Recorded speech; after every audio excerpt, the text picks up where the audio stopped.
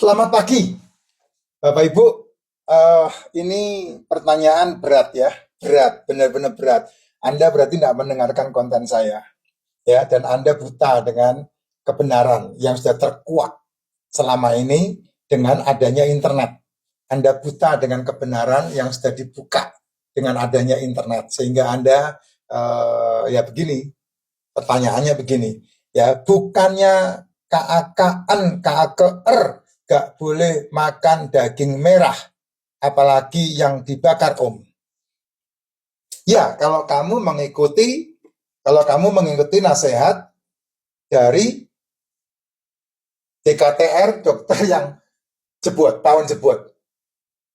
Itu nasihatnya. Supaya apa? Supaya kamu diradiasi, supaya kamu di farmasi, supaya kamu di kemoterapi, dan kamu dioperasi. Itu jawabannya. Saya ngomong begini berat, Bapak Ibu, ya. Tapi memang faktanya seperti itu. Kamu kalau ketemu sama dokter Konoha, masalahmu seperti ini, pasti kamu nomor satu, ya udah kemo, ya udah radiasi, ya udah gini, ya itu dia.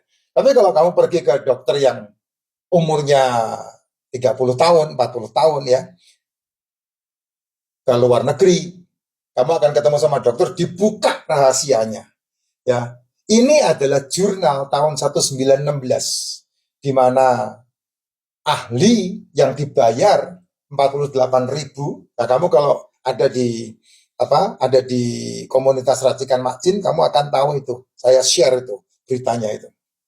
Ya, ahli yang membuat jurnal tahun 1916 yang mengkambing hitamkan telur, daging merah, seafood, ikan, bahkan kolesterol, dan mereka dibayar 48.000 US dollar zaman itu. Ya, zaman itu 48.000 US dollar. Siapa yang membayar? Kartel gula, pabrik-pabrik gula, pabrik-pabrik kue yang zaman itu membayar mereka. Untuk apa? Untuk melegitimasi. Dan itu udah hoax ya. 109 tahun kamu dibodohin dengan informasi itu. Justru malah kalau kamu mau sembuh dari KAKN, KAKR, ya kamu harus makan daging. Kenapa makan daging? Kenapa makan telur? Kenapa makan ikan? Kenapa makan seafood? Karena sel tubuhmu makanannya adalah asam amino dan asam lemak. Otakmu itu makanannya lemak, karena 80% otak manusia itu adalah lemak. Itulah gunanya LDL, yang kemudian dari liver memompa lemak LDL ya menuju ke otak, sehingga otaknya cerdas, sehingga otaknya fresh. Kamu ndak lola, kamu ndak pikun. Kalau otakmu makanannya gula, jadilah Alzheimer. Nah, dari situ kan kamu ditakut-takutin, jangan makan daging, jangan makan itu, telur, jangan makan ikan, jangan makan seafood. Nah, terus makanannya apa? Sayur. Sayur itu fruktosa, sayur itu sakrosa. Serat. Serat dibutuhkan sama tubuh, fruktosa dibutuhkan sama tubuh, karbo dibutuhkan sama tubuh. Tapi kalau kamu udah kena KAKN, KAKR, daripada kamu di kemo, daripada kamu diradiasi, daripada kamu dioperasi, lebih baik kamu menjalankan puasa. Lebih baik kamu memberhentikan asupan yang namanya GUGLALA, gula. Lebih baik kamu menstop asupan NaSI, nasi. Lebih baik kamu menstop semua minuman-minuman berenergi. Karena apa? Itu makanannya KAKN, KAKR. Dengan cara kamu memberhentikan asupan itu, kamu mengizinkan tubuhmu merehab dirinya sendiri, yang disebut sebagai autophagy. Makan sate boleh enggak, Pak? Boleh. Tapi sate yang tidak dicocol dengan kecap, baru itu benar. Makan sate boleh, tapi kalau satemu dibakar dengan kecap, lalu dicocol sama kecap, sama saja kamu makan gula. Gitu. Kalau kamu udah kena KAKN, KAKR, ya lebih baik jangan. Gitu. Yang paling aman kalau kamu udah kena KAKN, KAKR, ya, yang paling aman tidak sarapan dan tidak makan malam, makan di antara jam 1 sampai jam 7 malam, Kamu pilih jam 4 sore kamu makan, atau jam 5 sore kamu makan, atau jam 6 sore kamu makan, semua makananmu yang berbentuk telur, ikan, daging, seafood itu, kamu pilih yang mana yang mau dimakan, kamu makan dalam bentuk tim, dikukus. Baru kamu bisa membuat tubuhmu menyembuhkan dirinya sendiri. Karena apa? Karena dengan itu semua dikukus, kamu akan menghindari banyak oksidasi, banyak inflamasi, dan kamu akan lebih sehat. Ditambah lagi kamu mensuplementation tubuhmu, bangun tidur kamu minum racikan macin nih. Saya sampai malam mau tidur pun mas minum. Saya udah 48 jam nggak makan, badan masih seger. Ya, suplementation yang kamu harus minum: liposomal glutathione, probiotik, D3K2, MCT, propolis, royal jelly. 6 suplemen ini harus kamu minum. Untuk apa? Untuk nutrisi tubuhmu, karena itu yang dibutuhkan sama sel tubuhmu. Kalau kamu nggak menutrisi tubuhmu, ya tubuhmu dihabiskan sama itu. Sel-sel yang rusak itu dihabiskan kamu, dan kamu pasti akan lewat.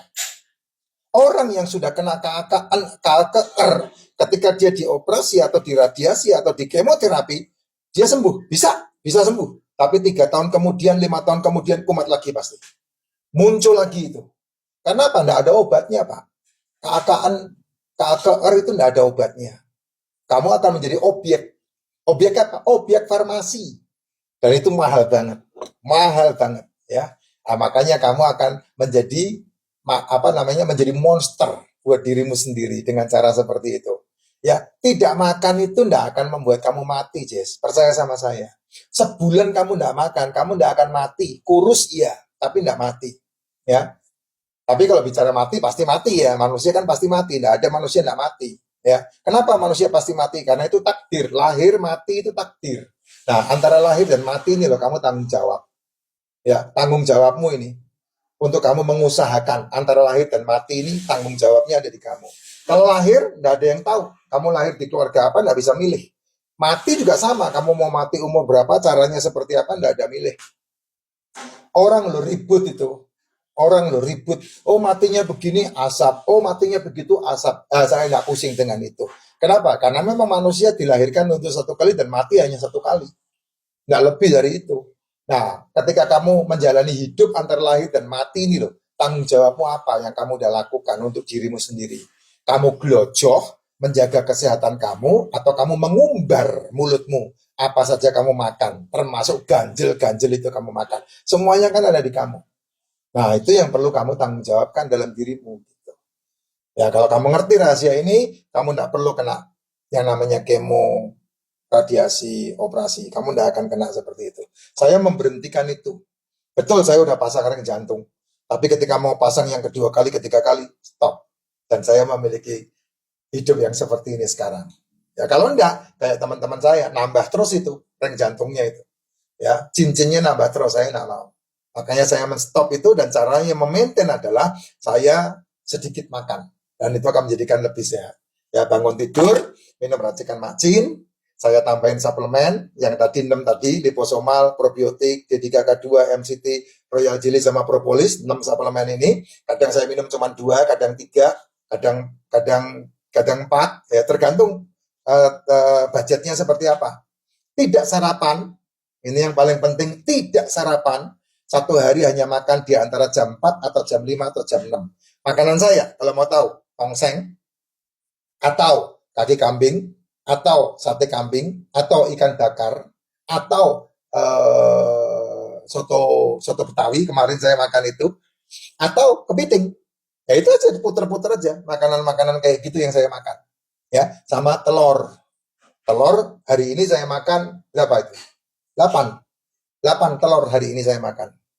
Nah, makan apapun. Ya hanya telur 8 saya makan. Nah, itu yang saya sampaikan ke kamu, Jess. Nah, kalau kamu bisa maintain seperti itu, tubuhmu luar biasa. Dia punya andalan dalam dirinya, namanya salutogenesis, di mana tubuh menyembuhkan dirinya sendiri.